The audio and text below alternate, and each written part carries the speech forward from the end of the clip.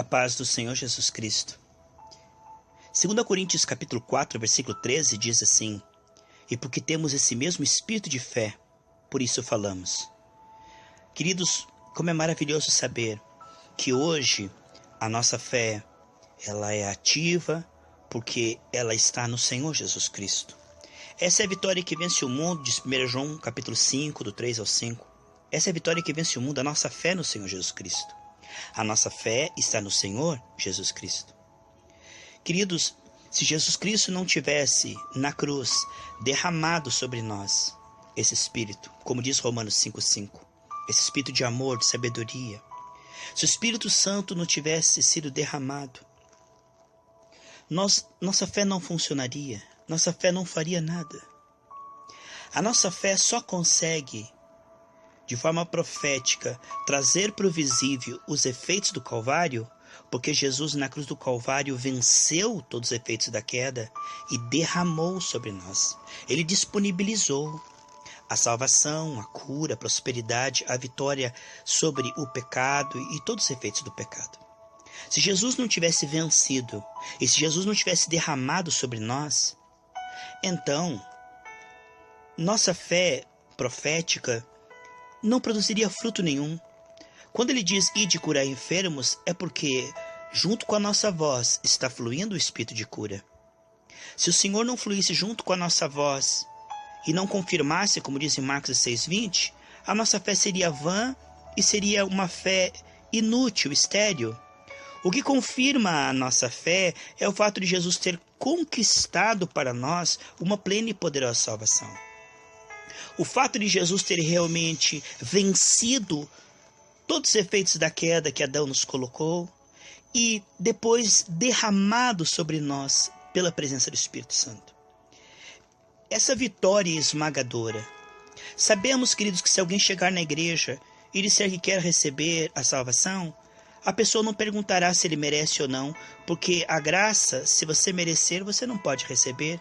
A graça é justamente para quem não merece. Portanto, se alguém disser, você não pode receber Jesus porque você pecou, ele diz, então, Jesus veio justamente para os que pecaram. É porque eu pequei que eu preciso de um Salvador. É justamente por isto que eu preciso de um Salvador. Se a pessoa chega ali para a cura, aí já muda o discurso. Olha, você não merece a cura porque você pecou. Ah, mas eu pedi perdão. Não, mas tem as consequências.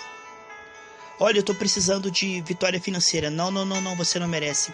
Ora, o mesmo Jesus que levou o pecado, levou os efeitos do pecado, tão certo como Jesus levou o pecado, ele levou a doença, ele levou a miséria, ele levou tudo que nos tira a paz. Sabemos, infalivelmente, que isso nos é dado gratuitamente, por causa do que Jesus Cristo fez. A pessoa não tem que merecer a cura, porque se ela tentar merecer a cura, ela nunca vai receber. O diabo sempre dirá que ela não merece. Mas assim como é um presente de Deus a salvação, é um presente de Deus a cura, a libertação, a prosperidade e todos os efeitos da salvação de Cristo, que abrange todas as áreas. Isso não tem a ver com o nosso comportamento ou merecimento. Isso é presente, isso é graça. E quando a pessoa, como em Gálatas capítulo 3, recebe a salvação, compreendendo que não pode fazer nada, que não pode fazer nada para merecer. Em Gálatas 3 eles receberam a salvação de graça, mas depois eles tentaram santificar pelo esforço e pela culpa. Ora, aquele que nos salvou de graça, nos santifica de graça também. O trabalhar do Espírito Santo também é um presente. Toda a herança também é um presente. Ora, a herança que é conquistada não é herança, é salário. Herança significa que alguém morreu e repassou gratuitamente tudo que tem de graça. Senão não é herança. O Novo Testamento, o testamento da morte e a ressurreição de Cristo, nos passa uma herança em Cristo gratuita. Por isso que se chama o Evangelho da Graça. Não tem nada a ver com merecimento e nem desempenho. Depois que nós recebemos gratuitamente, recebemos o Espírito de obediência e aos poucos nós vamos obedecendo, não para ser aceitos ou salvos, mas já salvos e aceitos em Cristo, a santificação ela é o efeito da salvação. Ela não é uma condição para a salvação. A santificação também é um presente de Deus na vida daquele que crê que está salvo pelo sangue de Jesus. Em 1 João capítulo 5, versículo 11 ao 13, diz que essa é a vitória, a certeza que nós temos que já temos a vida eterna porque cremos em Jesus Cristo. Aquele que crê em Cristo não entrará em condenação, de João 5,24, mas já passou da morte para a vida.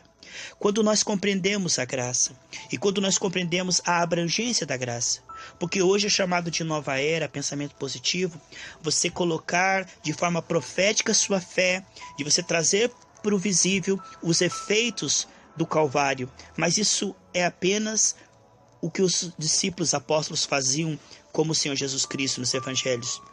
Isto é o evangelho genuíno. Você recebe, você crê, a tua fé vai ser edificada, esclarecida, e aí você traz para o visível de forma profética a palavra de Deus, você semeia no Espírito.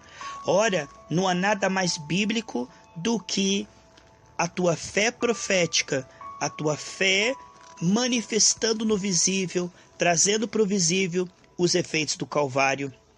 A salvação, a cura, a prosperidade, a restauração nas famílias e todas as áreas sendo tocadas, gerando um povo reconciliado com Deus, abençoado, cheio do Espírito Santo e frutífero. Quando compreendemos que só podemos trazer para o visível, porque aquilo foi derramado em nosso coração e flui junto com as nossas palavras e atitudes. Se Jesus realmente não fosse um Salvador completo, se Jesus realmente não tivesse derramado em nosso coração o Espírito Santo, nós não teríamos uma fé profética, uma fé frutífera, não conseguiríamos trazer a cura no visível. Não conseguiríamos obedecer aquele ir de curar enfermos, seria impossível. Mas a evidência de que Jesus morreu e ressuscitou, a evidência são os sinais. A evidência é a transformação na vida das pessoas. Sabemos que quando nós manifestamos o reino de Deus, a manifestação dos filhos de Deus, isso acontece, é uma evidência que Jesus morreu, ressuscitou, se assentou à direita de Deus Pai e derramou o Espírito Santo sobre nós.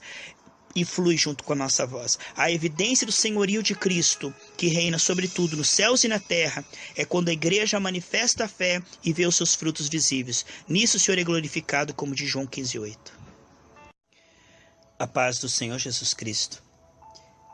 2 Coríntios capítulo 4, versículo 13 diz assim: e porque temos esse mesmo espírito de fé, por isso falamos. Queridos, como é maravilhoso saber que hoje a nossa fé, ela é ativa porque ela está no Senhor Jesus Cristo. Essa é a vitória que vence o mundo, diz 1 João capítulo 5, do 3 ao 5. Essa é a vitória que vence o mundo, a nossa fé no Senhor Jesus Cristo. A nossa fé está no Senhor Jesus Cristo.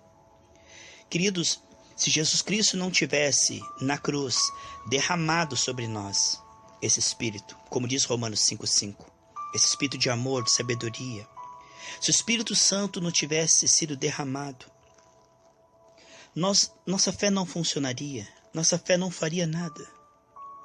A nossa fé só consegue, de forma profética, trazer para o visível os efeitos do Calvário, porque Jesus na cruz do Calvário venceu todos os efeitos da queda e derramou sobre nós. Ele disponibilizou a salvação, a cura, a prosperidade, a vitória sobre o pecado e todos os efeitos do pecado. Se Jesus não tivesse vencido e se Jesus não tivesse derramado sobre nós, então nossa fé profética não produziria fruto nenhum. Quando ele diz ir de curar enfermos, é porque junto com a nossa voz está fluindo o Espírito de cura. Se o Senhor não fluísse junto com a nossa voz e não confirmasse, como diz em Marcos 6,20, a nossa fé seria vã e seria uma fé inútil, estéril. O que confirma a nossa fé é o fato de Jesus ter conquistado para nós uma plena e poderosa salvação. O fato de Jesus ter realmente vencido todos os efeitos da queda que Adão nos colocou e depois derramado sobre nós pela presença do Espírito Santo. Essa vitória esmagadora. Sabemos, queridos, que se alguém chegar na igreja e disser que quer receber a salvação, a pessoa não perguntará se ele merece ou não, porque a graça, se você merecer, você não pode receber. A graça é justamente para quem não merece. Portanto, se alguém disser, você não pode receber Jesus porque você pecou, ele diz, então, Jesus veio justamente para os que pecaram. É porque eu pequei que eu preciso de um Salvador. É justamente por isto que eu preciso de um Salvador. Se a pessoa chega ali para a cura, aí já muda o discurso. Olha, você não merece a cura porque você pecou. Ah, mas eu pedi perdão. Não, mas tem as consequências. Olha, eu estou precisando de vitória financeira. Não, não, não, não, você não merece. Ora, o mesmo Jesus que levou o pecado, levou os efeitos do pecado, tão certo como